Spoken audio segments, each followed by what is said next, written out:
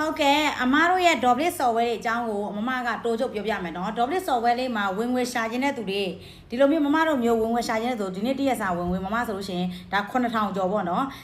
21ရက်စာဝင်ငွေကဆိုလို့ရှိရင်3,000ကျော်သွားပြီဒီလိုမျိုးဝင်ငွေရအောင်ဘယ်လိုလုပ်ရမလဲမမတို့ Doblet software app လေးကဘာလေးလဲဆိုတာကိုဘယ်လိုမျိုးလုပ်အောင်ဘယ်လိုမျိုးလုပ်ရတာလဲ Doblet software လေးကဘာလဲဆိုတာကိုအကုန်လုံးသိအောင်မမကအခုလုပ်ငန်းကြောင်းလေးကိုတိုးချုပ်ရှင်းပြမယ်ဆိုဘယ်လိုမျိုးလုပ်ရမလဲဆိုတာနော်အရင်ဆုံးနေနဲ့ Doblet app လေးက तू က online platform ဈေးဝယ်တစ်ခုဖြစ်တယ်။ तू ကကျမ်းမာရေးဖြစ်သူစာနဲ့အသားကြီးပိုင်းဆိုင်ရာစနေကတွေပဲ तू ကတီးတန့်ရောင်းချပေးတဲ့ app တစ်ခုဖြစ်တယ်။ तू ကဘာနဲ့လားလာတို့ဆိုတော့ဒီ TikTok shop တို့ Lazada တို့ shopping app တို့နဲ့တူတူပဲ။ဒါပေမဲ့ तू ကပစ္စည်းကကြတော့မများဘူးเนาะ။တခြားဒီ TikTok shop Lazada မှာပစ္စည်းမျိုးပေါင်းများစွာရှိတယ်။ Doblet software app ဒီမှာကျတော့ပစ္စည်းမျိုးစုံမရှိဘူး။ကျမ်းမာရေးဖြစ်သူစာနဲ့အသားကြီးပိုင်းဆိုင်ရာစနေကတွေပဲတီးတန့်ရောင်းချပေးတဲ့ app တစ်ခုဖြစ်တယ်။ဒီအလေးကကြတော့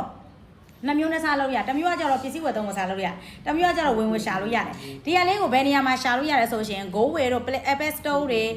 ပြီးတော့ Play Store တွေမှာသွားပြီးတော့ download ဆွဲလို့ရတယ် online platform အတစ်ခုပေါ့နော်အလုပ်ဆိုတဲ့သဘောပါကြတော့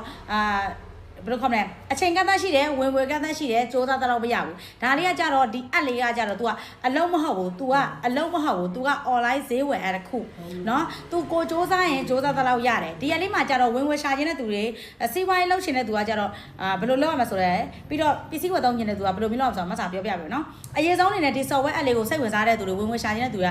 Play Store တွေမှာ GoWay မှာ Apple Store မှာသွားပြီးတော့ download တော့ဆွဲတရားဝင် software ဖြစ်တဲ့အတွက်အဲ့ဒီနေရာတွေမှာအကုန်ရှိတယ်ထည့်ထားပြီတရားဝင် software မဟုတ်ဘူးဆိုရင်တော့ဒါတွေမထည့်ထားဘူးပေါ့နော်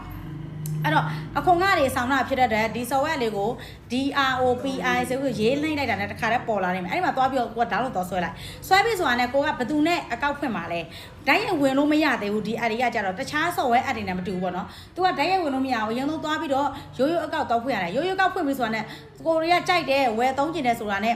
အကောက်ဖွင့်တဲ့ကိုကြိုက်နေတဲ့သူစီမှာကိုသွားပြီးရိုးရိုးအကောက်တော့ဖွင့်မယ်ဖွင့်တော့ပြီးတော့ဆိုတော့ကိုပစ္စည်းဝယ်သုံးကျင်တဲ့သူဆိုရင်ပစ္စည်းဝယ်သုံးလို့ရတယ်တကယ်လို့ဝင်ဝယ်ရှာကျင်တဲ့သူဆိုလို့ရှိရင်तू ကဘာလို့ဆိုတော့ဝင်ဝင်ပြန်ပြီးတော့ရှာလို့ရတယ်ပစ္စည်းဝယ်သုံးနေတဲ့သူကကြတော့အကောက်ဖွင့်ပြီးရတယ်ဝယ်သုံးဝယ်စားလုပ်လို့ရတယ်ဝင်ဝယ်ရှာနေတဲ့သူဆိုတော့အရင်ဆုံးဈေးမဝယ်နဲ့အောင်ရိုးရိုးကောက်ဖွင့်ပြရတယ်အခမဲ့တင်တဲ့ဖွဲ့တယ်မှာဝင်ဝင်တရက်ကို1000 3000ရအောင်ဘယ်လိုလုပ်ရမလဲဆိုတော့နီးလန်းတွေကိုအသေးစိတ်အားလုံးလိုင်းညွှန်ထားတဲ့ဖွဲ့မှာသွားပြီးတော့လေ့လာတင်ရမှာဖြစ်ပါတယ်ဒီခမဲ့တင်တဲ့ဖွဲ့တယ်မှာထိုင်းတော်မြန်မာတော့လိုင်းညွှန်ပေးထားတယ်ဒီအဖွဲ့မှာသွားပြီးလေ့လာပြီးတော့လက်တွေ့ကြိုးစားတဲ့သူတွေကအဆင်ပြေသွားတဲ့သူတွေတော်တော်များကြတယ်တုံညဘွားနေပြီးတော့အကျိုးတွေတင်တဲ့သူအကျိုးတွေကျေသွားကြတယ်နော်အလုပ်သမားဘွားနေလွတ်မြောက်သွားတဲ့သူတွေရှိတယ်ခက်ခဲတွေပြေတယ်သွားတဲ့သူရှိတယ်ကားတွေအိမ်တွေတိုက်တွေခြံတွေပိုင်ဆိုင်သွားတဲ့သူရှိတယ်ရှမ်းတွေရောဗမာတွေရောအများကြီးရှိတယ်ပေါ့နော်အဲ့တော့ကိုကလေ့လာပြီးတော့ကိုကြိုက်နေတဲ့တဲ့ okay ဆိုတာနဲ့ကိုက